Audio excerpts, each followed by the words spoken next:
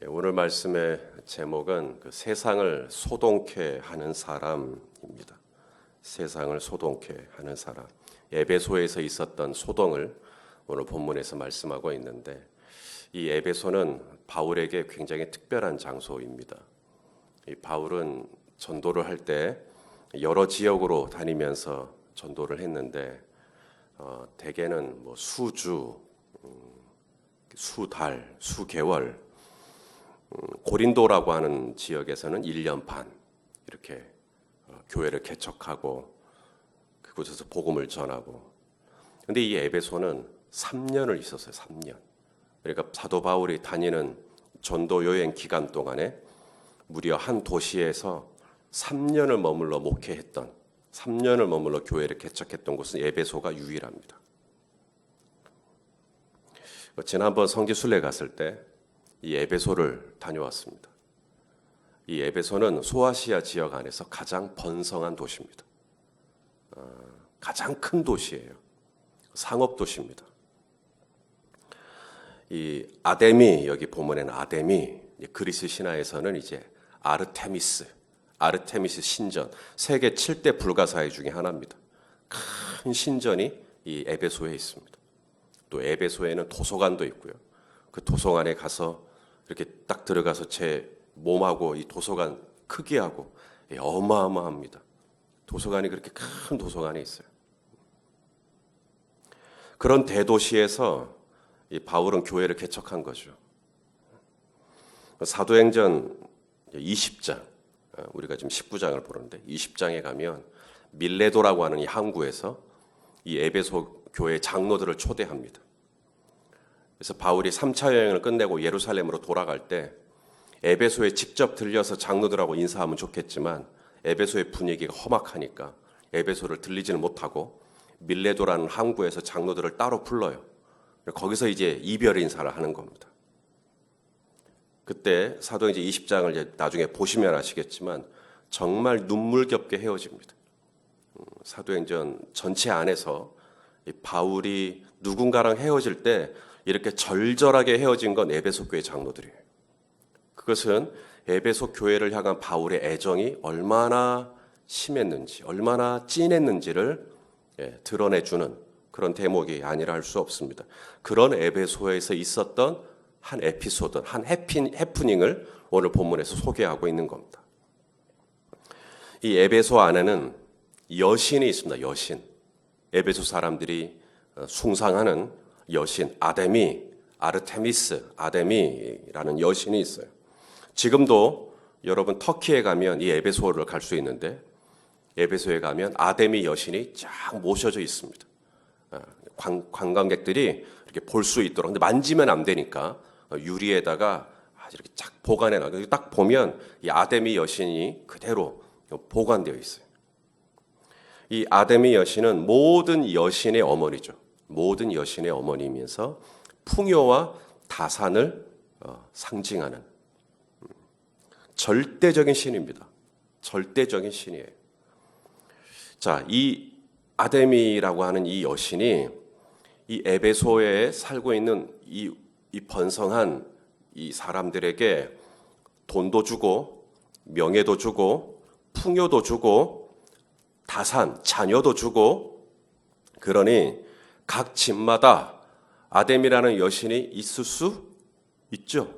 다 자기 집에다가 이제 이 아데미 여신을 두는 겁니다. 나무 모양으로 된 아데미가 있을 수 있고 돌 모양으로 된 아데미가 있을 수 있죠.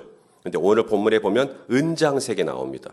그러니까 조금 돈 좀 있는 사람들을, 이분들은 나무나 돌이 아니라 은으로 된 아데미 여신을 자기 집에 모시고 싶은 사람도 있을 수 있겠죠. 그래서 바로 이 은장색입니다. 데메드리오 24절에, 자, 우리 한번 24절을 또 읽어보겠습니다. 시작. 즉 데메드리오라 하는 어떤 은장색이 은으로 아데미의 신상 모형을 만들어 직공들에게 적지 않은 벌이를 하게 하더니, 은이니까 비싸잖아요. 그렇죠? 그래서 은으로 아주 의리의리하게, 멋있게, 그럴듯하게 이 아르테미스 여신을 이렇게 조각하게 해가지고 이제 그거로 이제 팔면 수익이 일어나는 겁니다. 그렇게 직공들을 만들어내는 이런 일을 했던 사람인데 오늘 이 직공들을 다 소집합니다. 이 직공들을 다 소집해요. 데메드리오가 이 직공들을 다 수집해가지고 25절에 보니까 직공들과 영업하는 자들을 다 불러 모아서 어떤 모임을 합니다. 그 모임의 내용인즉슨 이제 바울 때문에 미치겠다는 거죠. 사도 바울이 에베소라는 우리 지역에 들어와 갖고 지금 우리의 이 일을 회방하고 있다. 지금 바울을 이야기하고 있는 겁니다. 그래서 바울이 하는 얘기가 뭐냐면 사람이 손으로 만든 이 우상은 헛것이다 라고 이야기하고 다닌다는 거예요. 이게 거슬리는 겁니다. 이 바울이 전하는 이 사람이 손으로 만든 것이 나무가 됐든 돌이 됐든 은이 됐든 금이 됐든 좌우지간 사람이 손으로 만든 신은 헛것이다. 요 얘기가 자기들에게는 너무나 거슬리는 거예요. 왜요? 만일에 이것이 많은 사람들에게 받아들여지면 아데미 여신의 위신에 떨어짐과 동시에 어떻게 되겠어요? 사람들이 이제 아데미를 구입하지 않겠죠. 아데미라는 우상을 주문하지도 않겠고 만들지도 않겠고 그걸 살려고도 하지 않겠고 그러면 자기들의 뭐가 떨어져요? 수입이요. 자기들의 수익이 떨어지잖아요. 여기에 위협을 받은 겁니다. 자기들의 벌이가 위협을 받는 거예요. 생계가 위협을 받는다고 느끼는 겁니다. 자, 잘 보세요. 이들이 모인 이유가 뭐라고요? 아데미 여신에 대한 충성심으로 모인 게 아닙니다. 저들은 지금 철저하게 자신들의 수익을 걱정하고 있고요. 자신들의 벌이를 위해서, 자신들의 이익을 위해서 지금 모이고 있는 거예요. 자, 그런데 이들은 모여서 뭐라 그러냐면 크다. 자, 28절 읽어보겠습니다. 시작. 그들이 이 말을 듣고 분노가 가득하여 외쳐 이르되 크다 에베소 사람의 아데미여. 우상의 본질. 성경은 이 우상을 얘기할 때마다 항상 그 앞에 수식어가 있는데 바로 너를 위하여라는 이 단어가 들어갑니다. 출애굽기 20장 4절에 너를 위하여 새긴 우상을 만들지 말고, 그러니까 그냥 우상을 만들지 마라 이게 아니라 이 우상 앞에 뭐가 있어요? 너를 위하여. 그래서 우상의 본질은 나예요. 나를 위하는 거예요. 나를 위하는 것. 크다 아데미여. 굉장히 아데미를 위하는 것 같은데 말은 속은 뭐냐면 나의 벌이, 나의 수익, 이거예요. 지금 나를 위하는 겁니다. 열왕기상 14장 9절, 열왕기상 14장 9절에도 보면 내 이전 사람들보다도 더 악을 행하고 가서 너를 위하여 다른 신을 만들며 우상을 부어 만들어 나를 노엽게 하고. 자, 여기도 마찬가지입니다. 우상 앞에 뭐라 그래요? 다른 신을 만들며 앞에 너를 위하여. 우상을 왜 섬길까요? 우상을 섬기는 이유가 있습니다. 왜냐하면 나를 위해야 되기 때문에 우상을 섬기는 거예요.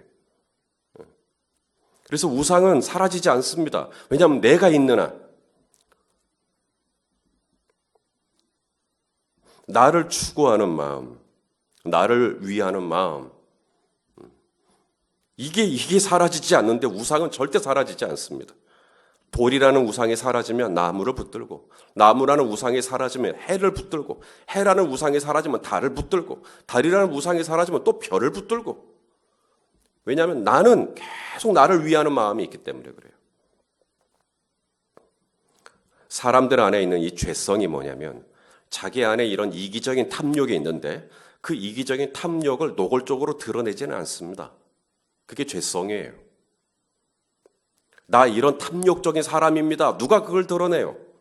자기 안에 이런 탐욕이 있단 말이에요. 우리의 벌이가 위협받고 있다. 우리의 수익이 위협받고 있다. 이런 얘기는 안 합니다. 이런 얘기를 하는 건 부끄럽게 생각해요. 부끄러운 줄은 알아요. 그래서 이런 얘기는 못하고 뭐라 그러냐면 크다. 에베소 사람들의 아르테미스여. 그러면 아르테미스를 각각 집에다 소장하고 있는 에베소 사람들이 볼 때는 아데미 여신에 대한 굉장히 신실한 마음이 느껴지는 겁니다.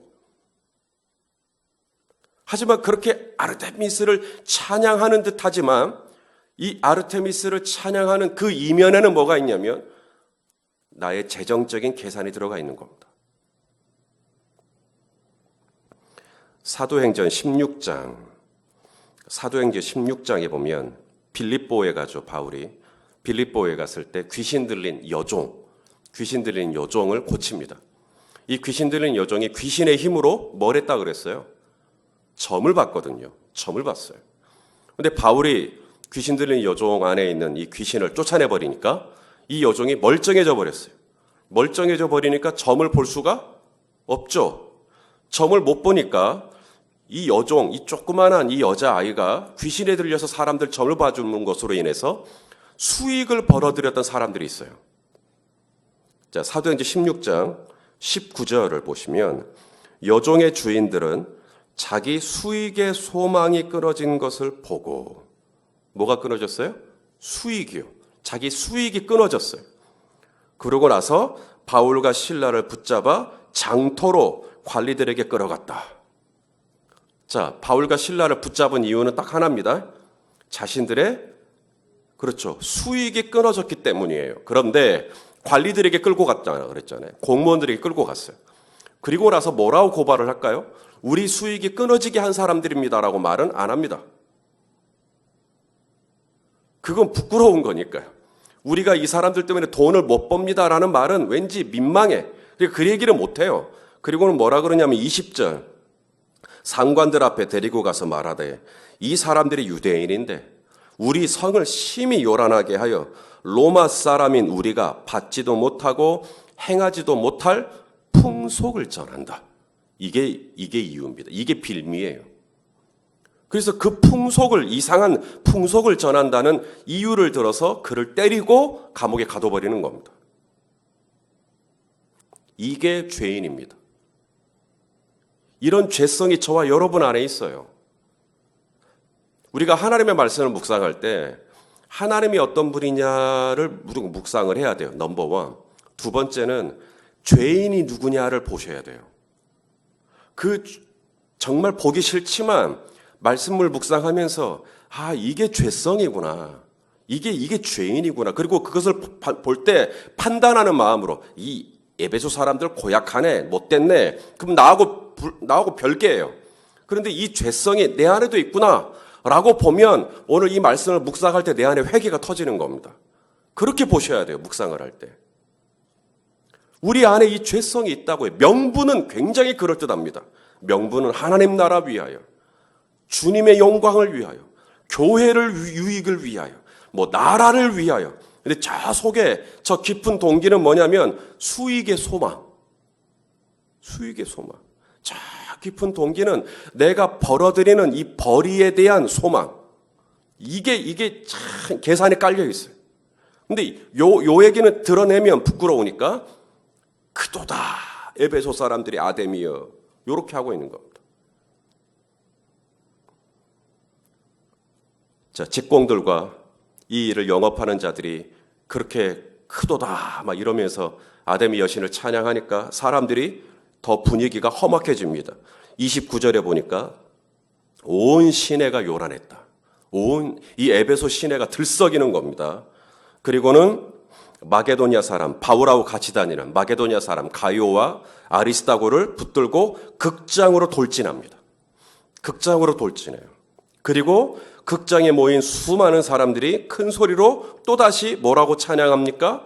크도다 에베소 사람의 아데미여. 34절에 크도다 에베소 사람의 아데미. 이걸 2시간 동안 계속.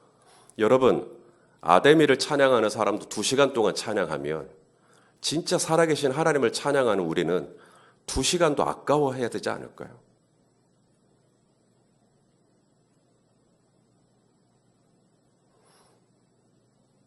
만일에 이런 분위기 속에서 사도 바울이 잡혔다면 바울은 큰 해를 입습니다. 밟혀 죽든 맞아 죽든. 그래서 30절에 보니까 제자들이 말리죠. 분위기가 험악하다라는 걸 알고 30절에 제자들이 바울은 들어가려고 그랬어요. 왜냐하면 가요와 아리스다우가 지금 잡혀 있으니까 자기가 들어가려고 그랬는데 제자들이 말립니다. 들어가지 마시라고. 또 31절에 보니까 아시아의 관리 중에 바울의 친구된 사람들이 있었다. 바울이 에베소에서 3년을 두란노라는 곳에서 말씀을 가르칠 때 온 아시아 지역에 있는 사람들이 이 에베소에 와서 바울의 메시지를 들었다는 그 기록이 있습니다. 그러니까 아시아의 관리 중에 바울의 친구가 있겠죠. 이름은 모르지만. 그래서 이들이 통지를 하는 겁니다. 바울에게. 절대 극장 안으로 지금 들어가면 안 된다. 자, 이를 통해 우리는 두 가지를 알 수가 있습니다. 첫째는 뭘 알 수 있냐면 바울이 에베소에서 몇 년 있었다고요? 3년이요. 3년 있는 동안 이 에베소가 만만한 곳이 아니었구나라는 것을 알게 됩니다. 그러니까 바울이 3년이나 있었다고 하니까 우리가 얼른 생각하면 야, 에베소가 할 만한 곳인가 보다. 에베소가 그렇게 사역을 할 만한 만만한 곳인가 보다. 뭔가 거기는 큰 도시니까 뭔가 생활도 더 이렇게 유익하고 뭔가 편의가 좀 있고 뭐 안락하고 뭔가 이 에베소 사람들은 베레아 사람들처럼 너그러워서 말씀도 잘 받고 거부감도 없고 저항하지도 않고 되게 신사적이고 좋은가 보다. 오늘 이 소동을 우리에게 소개하면서 깨닫게 하시는 게 뭐냐면 바울이 에베소에서 사역하는 것이 결코 쉬운 일은 아니었다는 거예요. 또 하나 알 수 있는 것은 뭐냐면 그런 위협이 있어요. 온 시내가 요동할 만한, 온 시내가 들썩일 만한 그런 위험이 있지만 하나님은 바울의 생명을 지켜주십니다. 이걸 또 보셔야 돼요. 하나님은 제자들을 통해 바울을 지키시고 아시아의 관리 중에 공무원 중에 누군가가 바울의 친구가 되어서 바울에게 그걸 통지해주고 알려주고 그래서 바울을 지켜주는 이분이 누구시죠? 우리 하나님이시죠. 35절에 보니까 서기장이 등장합니다. 서기장. 무명의 서기장. 서기장이 갑자기 탁 일어나더니 이 에베소라고 하는 이 연극장이 얼마나 되는지는 모르겠어요. 제가 갔을 때는 에베소의 원형극장을 갔습니다. 이 원형극장이 연극장인지 아니면 원형극장 따로 연극장은 따로 있는지는 모르겠지만 제가 갔을 때는 에베소에 갔을 때는 연극장은 모르겠고 원형극장은 갔는데 원형극장은 2만 명에서 2만 5천 명이 수용되는 큰 공간입니다. 당시에 에베소의 인구가 25만 명이니까 2만 명에서 2만 5천 명이 수용될 정도의 문화시설이라고 한다면 그 인구의 10분의 1이 들어가요. 우리 광주가 150만인데 15만 명이 들어갈 수 있는 공간이 있다 그런다면 이건 엄청난 거죠. 그런 큰 원형극장이 있던 도시입니다. 그렇다면 연극장하고 원형극장이 다를 수 있지만 이 연극장도 꽤 넓은 공간이었을 거고 그렇다면 그 연극장에 모인 사람들의 숫자도 만만치 않게 많았을 거라는 것을 우리는 추측해 볼 수가 있죠. 그렇게 많이 모여가지고 들썩들썩거리면서 그도다 에베소 사람들이 아데미야 하면서 아데미 여신을 막 찬양하는 겁니다. 그런데 이 서기장이 쫙 일어서더니 이 무리를 진정시키는 거예요. 이 서기장이 뭐 예수님 믿는 제자냐? 아니에요. 그냥 일반 사람입니다. 근데 이 서기장이 딱 일어나더니 이 무리를 진정시키고 급기야는 이 무리를 해산시킵니다. 해산시켜요. 그렇게 해서 바울의 생명이 보호가 됩니다.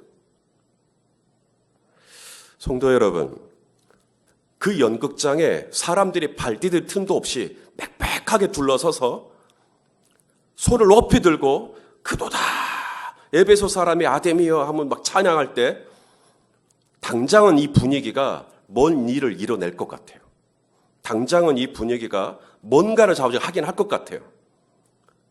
그런데 그 많은 사람들이 연극장에 모여 그 큰 소리로 2시간 이상의 집회를 했다 해도 에베소 안에 변화된 건 하나도 없습니다. 쪽수가 세상을 변화시키는 거 아닙니다. 이 32절에 보니까 연극장에 사람들이 모이긴 모였는데 32절에 보니까 태반이나 자기들이 왜 연극장에 있는 줄 뭐예요? 몰라요. 내가 지금 왜 열린배대교회에 있는지, 내가 왜 이 공동체에 있는지, 내가 왜 이 무리에 섞여 있는지 몰라요. 그러면 그렇게 모인 사람들이 2만 명이 돼도 아무런 영향력이 없습니다. 왜 저희 교회가 새해가 되면 또다시 마치 테이프를 반복하듯 또 예배하는 교회가 뭔지, 기도하는 교회가 뭔지, 왜 우리가 묵상해야 되는지, 왜 우리가 소그룹으로 모여야 되고, 어제도 또 우리 교회가 왜 선교해야 되는지, 왜 이런 비전들을 계속 얘기할까요? 태반이나 열린배대교회가 어떤 교회인지를 모르고, 열린배대교회가 어디로 가는 교회인지를 모르고, 태반이나 그냥 여기 와 있는 거예요. 그러면 이 공동체는 수가 아무리 많아도 세상을 바꿀 수가 없죠. 주님은 쪽수로 일하시는 분이 아닙니다. 몇 명이 되지 않아도 내가 왜 여기에 있는지, 나를 왜 이곳으로 부르셨는지 그 분명한 목적과 이유를 알고 뭉치면 뭔 일을 해냅니다. 그래서 비전 공동체가 돼야 되고 목적 공동체가 돼야 돼요. 그래서 릭 워렌 목사님이 목적이 이끄는 삶이라는 책을 썼지만 이 목적이 이끄는 교회. 그래서 내가 지금 연극장에 왜 와 있냐 이거예요. 내가 지금 아데미 여신을 막 찬양을 하는데 내가 지금 왜 여기 와 있는지 아무도 모르는 거예요, 지금. 하나님은 쓰시지 못할 사람이 없습니다. 사도행전 5장에 보면 이 사도들이 산헤드린 공회에 잡힙니다. 이 부활의 예수님, 다시 살아나신 예수님, 성전 미문에 앉아있던 나면서부터 걷지 못했던 신체 장애를 가진 사람을 나사렛 예수의 이름으로 걷게 해버렸어요. 그 일로 인해서 사도 베드로는 너희가 죽인 예수를 하나님이 살리셨다는 이 부활의 메시지를 전하기 시작했습니다. 산헤드린 공회가 사형을 선고했던 분이, 그래서 죽었다고 생각되는 분이 다시 살아났다. 그 살아난 증거가 뭐냐? 나면서 안진뱅이 된 사람을 일으켜버리는 권능의 이름, 생명의 이름, 구원의 이름, 이것을 막 전하니까 산헤드린 공회 입장에서는 자신들의 권위가 깎여지는 이름으로 사도들이 계속해서 예수의 이름을 이야기하는 것이 불편한 겁니다. 그래서 사도들을 다 잡아버렸어요. 그리고 이 사도들을 어떻게 할까? 몇 년 전에, 얼마 전에 이 나사렛 예수를 우리가 죽였듯이 이 사도들도 죽일 수 있죠. 그런데 그 공회에 누가 있었냐면 바리새인 가말리엘이라는 사람이 있었어요. 가말리엘이 누구냐면 바울이 이야기하잖아요. 나는 가말리엘 문화 출신이라고. 그래서 가말리엘은 율법 교사입니다. 율법 스승이에요. 모든 유대인들이 존경하는 율법 교사예요. 그래서 이 산헤드린 공회원이면서 율법 교사이면서 바리새인인 가말리엘이라는 사람이 일어납니다. 그리고는 뭐라 그러냐면 이 사도들을 함부로 손대지 말라는 거예요. 이분이 예수님의 제자 아닙니다. 그냥 바리새인입니다. 그런데 일어나서 뭐라 그러냐면 이 사도들을 손대지 말자. 옛날에 드다라는 사람이 일어났을 때 그를 쫓는 400명이 있었다. 하지만 드다가 죽으니까 다 흩어지지 않았냐. 갈릴리에서 유다라는 사람이 일어나서 그를 쫓는 사람들이 있었지만 유다가 죽으니까 다 흩어지지 않았냐. 사람의 사상과 소행으로 일어난 일이라면, 사람의 사상과 소행으로 일어난 일이라면 우리가 내버려둬도 흩어질 거다. 만일에 지금 안진뱅이를 일으키는 이 일이 하나님으로부터 말미암은 일이라면 우리는 이 사람들을 말리면 안 된다. 그러면 우리가 하나님을 대적하는 사람들이 된다. 그러므로 내버려두자. 다시는 예수의 이름으로 말하지 말라고 경고만 한 후에 살려두자. 이게 가말리엘입니다. 그래서 사람들이 그거 좋다고. 오늘 본문의 이 서기장을 보십시오. 그는 예수님의 제자 아니에요. 그런데 그가 무리들을 진정시키고 이 무리의 모임을 해산시킵니다. 가말리엘이 일어나 사도들을 위험에서 구원해냅니다. 바사의 고레스가 일어나, 고레스는 페르시아의 왕이에요. 그는 이방신을 섬기는 왕입니다. 그런데 포로로 와 있는, 바벨론 때 포로로 잡혀있는 이스라엘을 본국으로 다 돌아가라 그래요. 그래서 풀어줘 버립니다. 에스더는 아하수에로 왕의 왕후입니다. 아하수에로 왕은 유대인들을 한날에 죽이려고 했던 하만의 편에 섰던 사람이었어요. 그런데 아하수에로가 확 바뀌죠. 그리고는 유대인들을 다 구원해 내버립니다. 느헤미야는 아닥사스다 왕을 섬겼던 사람이에요. 아닥사스다 왕은 이방신을 섬기는 사람입니다. 그런데 아닥사스다 왕이 느헤미야에게 성벽을 재건하는 데 필요한 모든 물자를 다 공급해 주죠. 그러면서 예루살렘을 돕습니다. 하나님이 쓰시지 못할 사람이 누구냐 하는 거예요. 하나님은 제자만 쓰고 성도만 쓰고 신자만 쓰고 이런 분이 아니라 하나님은 서기장도 쓰고 가말리엘도 쓰고 고레스도 쓰고 이사야에 보면 나의 종 고레스라고 그래요. 나의 종 고레스. 하나님이 쓰시지 못할 사람은 없다. 하나님은 그런 사람들을 통해서 하나님은 저와 여러분의 생명을 지켜주시는 하나님. 바울이 정말 이 에베소 안에서 큰 어려움을 당했지만 하나님은 이런 무명의 사람들을 들어서 이 무리들을 진정시키고 그 모임을 해산시키고 바울을 보존케 하고 바울이 계속해서 에베소에 사역할 수 있도록 붙잡아 주실 수 있는 하나님. 자, 사람들이 뭐라 그랬죠? 크도다 에베소 사람들의 아데미여, 아르테미스여 이랬단 말이에요. 아르테미스가 그렇게 커요? 아르테미스가 진짜 크다면 왜 자기 벌이를 걱정하죠? 정말 아데미 여신이 그렇게 강하다면, 아데미 여신이 정말 그렇게 크신 분이라면 왜 내 수익의 소망이 끊어진 것 가지고 불안해하죠? 말은, 입술은 크도다, 위대하다라고 하면서 속으로는 그런데 오늘 내 밥값은 누가 계산하냐? 요거 계산하고 있는 거 아니에요? 지금 말하는, 밖으로 나가는 것과 속이 달라요, 지금.